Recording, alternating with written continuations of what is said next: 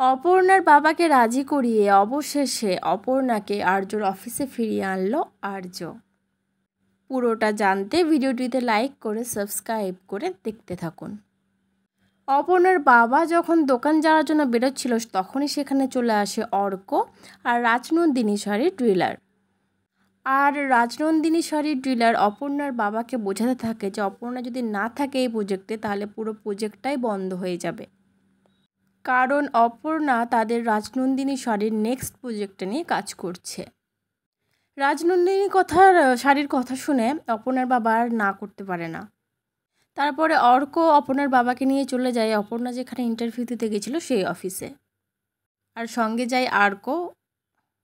আর ওদিকে অপর্ণার চাকরির সমস্ত রেকর্ড দেখে সেই অফিসের লোকগুলো ইমপ্রেস হয়ে যায় এবং অপর্ণাকে বলে তুমি আজই জয়েন করো, এবং জয়েনিং লেটারটা অপর্ণার হাতে দিয়ে দেয়। আর অপর্ণা যখন সিগনেচার করতে যাবে তখন তাকে বাধা দেয় আর্য এসে বলে অপর্ণাকে তার সাথে ফিরে যেতে, কিন্তু অপর্ণা ফিরে যেতে রাজি হয় না। তখন তাকে সেখানে অপর্ণার বাবা এসে উপস্থিত হয়েছে, আর অপর্ণার বাবাকে দেখে অবাক হয়েছে। তখন অপর্ণার বাবা অপর্ণাকে গিয়ে বোঝায় যে আমি তো জানতাম না অপু তুই রাজনন্দিনী শাড়ি নিয়ে এত বড় প্রজেক্ট করছিস, তাহলে তোকে হয়তো আমি বারণ করতাম না। তারপরে অপর্ণাকে বলতে থাকে তুই আর্যর অফিসেই জয়েন কর। এইটা শুনে অপর্ণা খুব খুশি হয়ে যায়। তারপরে আর্য অপর্ণা সবাই মিলে অফিসে ফিরে যায়। এদিকে অপর্ণাকে নিয়ে আর্য যখন অফিসে ঢোকে তাদেরকে দেখে পুরো চমকে ওঠে কিঙ্কর। তারপর আর্য অপর্ণাকে ওয়েলকাম জানায় আর বলে যাও তোমার ডেস্কে ফিরে যাও। অর্ক অপর্ণাকে নিয়ে তার ডেস্কে গিয়ে রেখে আসে এবং সমস্ত এমপ্লয়ের সামনে অ্যানাউন্সমেন্ট করে অর্ক যে অপর্ণা এখান থেকে কোথাও যাচ্ছে না, অপর্ণা আমাদের অফিসেই থাকছে। শুধু তাই নয়, আগে যেসব দায়িত্ব অপর্ণা সামলাচ্ছিল সেগুলো অপর্ণাই সামলাবে। এই বলে সবাই হাততালি দেয়। অফিসের একজন এমপ্লয় বলে যে আমরা খুব খুশি অপর্ণাকে আবার ফিরে পেয়ে। এদিকে অন্য আরেকজন বলে তুমি খুব লাকি অপর্ণা যে তুমি চাকরি ছেড়ে দেওয়ার পরেও অফিসের অথরিটি গিয়ে তোমাকে ফিরিয়ে নিয়ে আসে। এতে অপর্ণা একটু গিল্টি ফিল করে।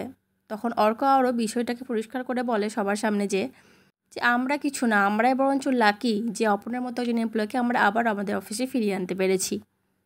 তারপর কিঙ্করের দিকে তাকিয়ে বলে তুমি কি ভাবছো কিঙ্কর, তুমি তো জানো যে আমি কথা দিলে কথা রাখি। তখন বলে হ্যাঁ আমি জানি, এটাই তো এই আশারের আসল পরিচয়। কিন্তু আর্য তোমার এই সমস্ত সাম্রাজ্য কিন্তু তিলে তিলে গড়ে উঠেছে, একদিনে গড়ে ওঠেনি, অনেক পরিশ্রম আছে এটার পিছনে। তখন আর্য বলে আমি তো সবটাই জানি, সবটাই বুঝেছি, কিন্তু অপর্ণাকে নিয়ে তোমার সমস্যাটা কী বলো তো কিঙ্কর?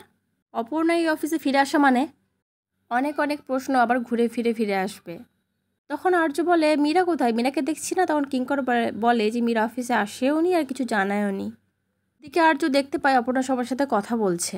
এই দেখে আর্য নিজের কেবিনে চলে যায়।